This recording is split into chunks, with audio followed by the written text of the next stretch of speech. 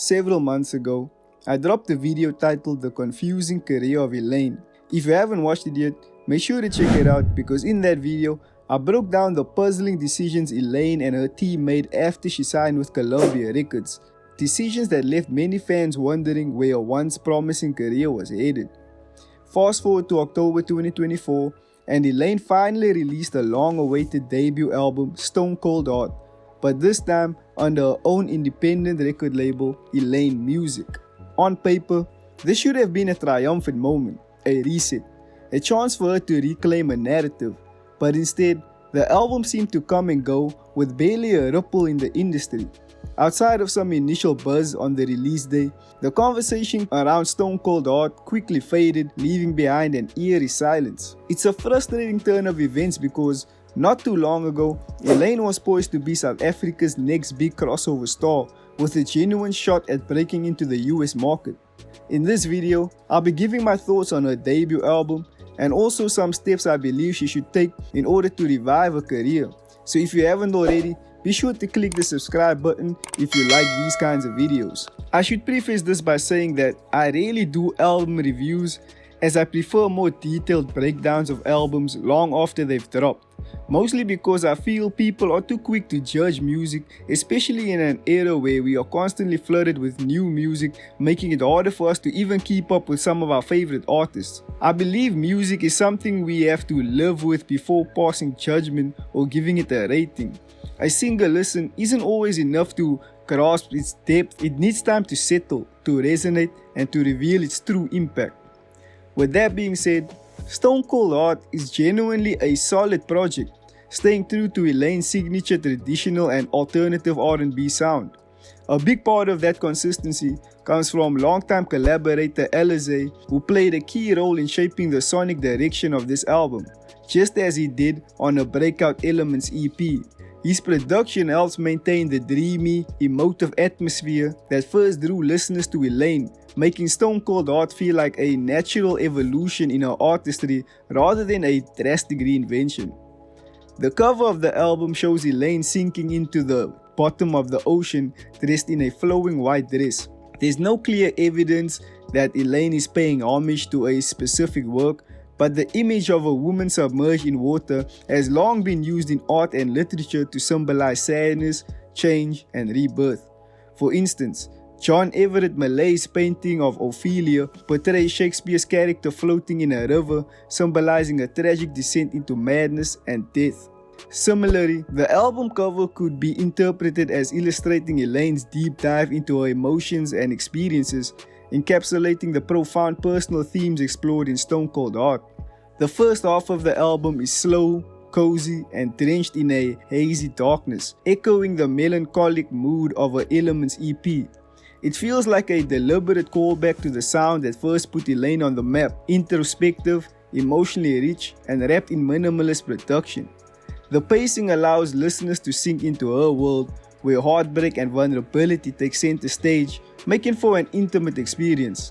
On the intro of the album, Elaine interpolated Broken Hearted by Brandy, and her voice sounds distant and haunting. The mixing effect makes her vocals feel almost ghostly, like a lonely echo floating through the void.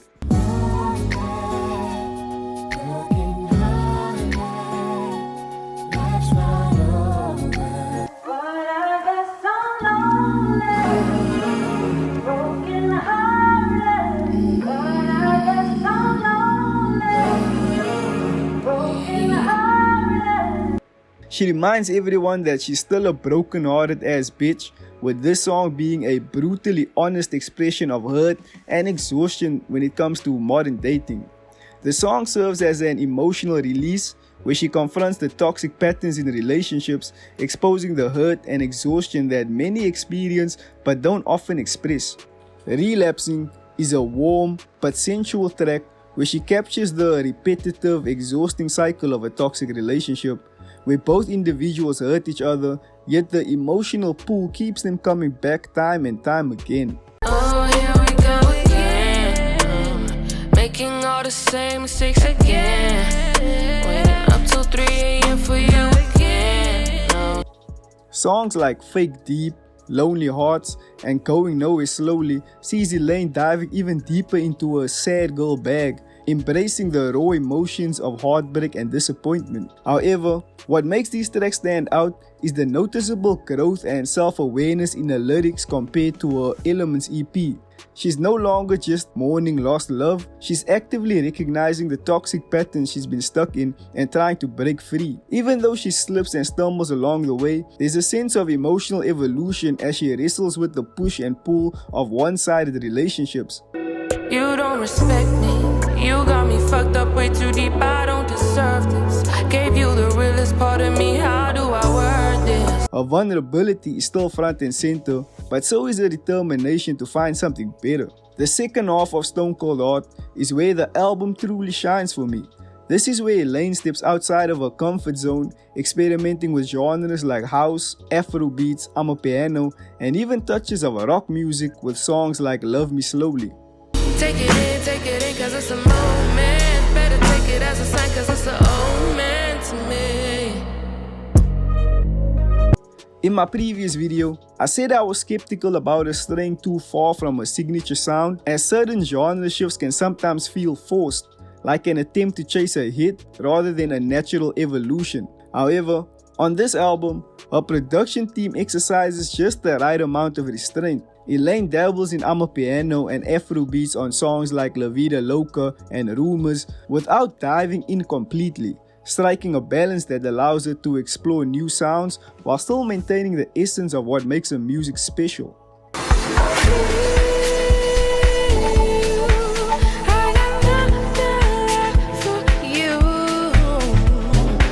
Overall, Stone Cold Heart turned out to be a surprisingly solid album.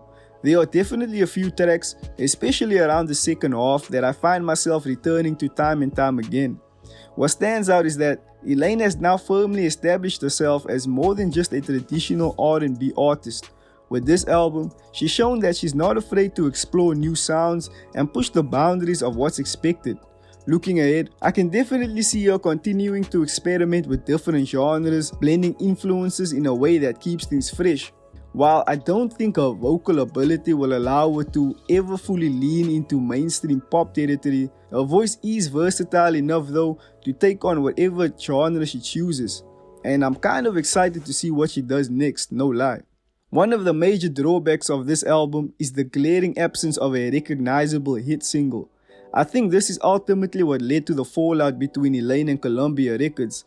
The label wasn't gonna release an album without a potential smash hit, something on the same level as You're the One, especially since they were banking on her breaking into the American market.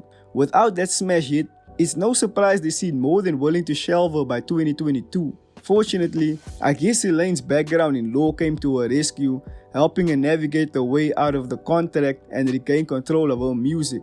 It's a tough break for any artist, but at least it allowed her the freedom to release Stone Cold Heart on her own terms, even if it didn't hit with a massive single. Another major criticism Elaine faced on social media was the visuals. She had previously stated that Stone Cold Heart would be a visual album, kinda similar to what Beyonce did on B-Day, where every song received a music video. But whether it was due to budget constraints after parting ways with Columbia or simply poor execution, what we ended up with felt more like glorified Spotify visualizers. The production quality just wasn't there, and unfortunately, it made the album rollout feel underwhelming. So, instead of spreading a limited budget across 12 lackluster visuals, I think a smarter approach would have been to focus on 6 high-quality music videos, releasing them strategically over time to keep the album's momentum going. She could have taken inspiration from The Weeknd's After Hours era and built a cohesive visual world where each video connected, forming a continuous storyline. This would have not only elevated the album's narrative, but also extended its shelf life, keeping fans engaged long after the album's release. Now that Elaine is independent again with Elaine Music, she has the freedom to take full control of her career without the restrictions of a major label, just like she did in the beginning. It's easy to forget that much of her early success came as an independent artist, where she became the most streamed South African female artist in 2020. Watching the behind-the-scenes footage of Stone Cold Heart, it's clear that she has a solid team supporting her and helping bring her vision to life. That alone is a step in the right direction, and if she continues to play her cards right, she could reclaim the momentum she once had. Now, let's discuss things that Elaine can do to sort of reintroduce herself and regain that momentum she lost after signing to Columbia Records. This might be a controversial take, because what ultimately alienated the majority of her fan base after signing to a major label was the sudden genre switches to pop and amapiano. You see, what caused her to not break into the US market was the fact that she wasn't delivering anything new. The US has artists like Summer Walker, Shanae Aiko, and Bryson Tiller who are doing what she's doing and even better. So I could understand the desire to switch things up, however for me, this wasn't executed properly. Her signature sound is what made her successful in the first place, and it should remain at the core of her music. That said, Stone Cold Heart shows that she's interested in evolving, dabbling in Afrobeats, Alte, and amapiano, even coining the term R&P, rhythm and piano. So, instead of abandoning her original soulful R&B style, she should evolve it by subtly introducing new elements. Instead of dropping on her own, she can feature on an amapiano song, or feature on songs with Afrobeat artists such as Omale, Fireboy DML, and Olamide, and gauge fan reaction. She could even release a double single, one classic Elaine and the other more experimental, and see which one gains traction. Elaine doesn't fully need to genre switch, she just needs to make her R&B more sonically versatile to remain competitive while keeping a fan base. Elaine has always had a mysterious allure, keeping her social media presence minimal. That worked when she was at her peak, adding to her mystique, but right now we're trying to revive her career. So she has to shift gears and actively engage with her audience. She needs to double down on social media, regular live streams, behind-the-scenes content, and direct interactions with fans. Platforms like TikTok, Twitter, and Instagram should be a playground where she teases new music, shares her creative process, and lets fans feel involved. The more she connects, the more invested people will be in her comeback. In today's industry, talent alone isn't enough. You need visibility, and right now, Elaine needs to make sure people are talking about her again. Elaine needs to give us an era, a full immersive experience that makes fans feel like they're part of something bigger. Artists like Charlie XCX have mastered this, using social media not just as a promo tool, but as a way to build hype, create a movement, and get fans emotionally invested. A perfect example is Charlie's Brat rollout, which is a case study in how to do it proper. She made fans feel like they were in on something special, teasing snippets, sharing aesthetic inspiration, and creating a community around the album, all while staying true to herself. Elaine can take notes from this by crafting a clear vision for her next era, using social media to bring fans along for the journey. The album's release coincided with the Brat summer trend, characterized by a carefree, rebellious aesthetic that resonated with Gen Z and millennials. Charlie's authentic embodiment of this persona encouraged fans to adopt and share the lifestyle on social platforms. To revive Elaine's career, we can flip this and introduce, Sad Girl Summer, which can be like a moody, soulful, and emotional R&B driven movement that fits her sound and brand. It doesn't have to be about sadness per se. It can be about embracing heartbreaks, self-reflection, and late-night emotions while still looking fly and vibing to smooth R&B. And in keeping with her private nature, like Charlie, Elaine can launch a private Instagram account where she shares her personal thoughts, does Q&As, and song snippets, as this makes fans feel connected without overexposing herself. TikTok fans could use her music in their sad girl summer moments, and she could just repost the best ones and try and stir up a viral trend or something. She could also curate a sad girl summer playlist on Apple Music and Spotify, blending her own songs with vibey R&B tracks from artists such as Thames, Snow Allegra, and Bryson Tiller. Not only would this reinforce her brand, but this hypothetical situation would also give her fans a soundtrack for the season, something they'd associate directly with her. Small moves like these could go a long way in keeping Elaine relevant while staying true to who she is. Now, I know every artist dreams of selling out 10,000 seat arenas and doing stadium tours, but I genuinely think Elaine should take a different approach and headline smaller venues, like really small venues. I'm talking 100 to 200 capacity spots. Her music thrives in these intimate settings where every lyric hits deeper and fans can truly connect with the experience. Plus, it just makes for a better show overall. I get that 100 people might sound tiny, but let's be real. A lot of my audience watching this are from South Africa. I think like 5% are from the US. But basically, as all of you guys know, if you went to a South African public school, you know that having 50 plus students crammed into one single classroom was normal. Now imagine double that in a small venue with all the fans there being diehard fans singing every word. That energy would be unmatched. One of my personal favorite concert experiences was seeing Nasty C, I think back in 2015 in Cape Town, and this is just after he blew up with Juiceback. It was a tiny venue, but the vibe was incredible. Way better than his later shows in bigger spaces where the connection just wasn't the same. Elaine could easily sell 100 tickets in Cape Town, Joburg, Durban and Pretoria. These kind of shows would build a core fan base back up and remind people why they fell in love with the music in the first place. She should still do festival shows like Cotton Fest, Cape Town Jazz Festival, the Daisies, the Delicious Festival, and even book some international gigs and do some openers for bigger artists. These events are perfect for building visibility, reaching new audiences, and keeping a presence in the live music scene. Lastly, Elaine needs to stop with these long gaps between releases. Now that she's independent, consistency is key.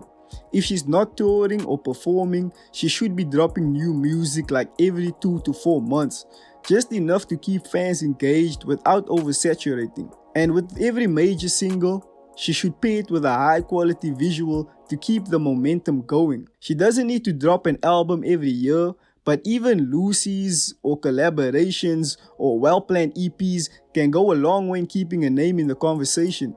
With platforms like TikTok, where trends move fast, disappearing for too long is risky. She needs to stay present, even if it's just through music snippets, teasers, or behind the scenes content. To wrap it up, Elaine's future is still full of potential. By staying true to her roots while experimenting with new sounds, engaging fans on social media, and keeping her live shows intimate, she can rebuild her career and create a unique era of her own. If she keeps dropping consistent, high-quality music and staying visible, there's no doubt she'll reconnect with her fans and attract new ones. Let me know your thoughts in the comments, and don't forget to like and subscribe. This is The Trap House, signing out.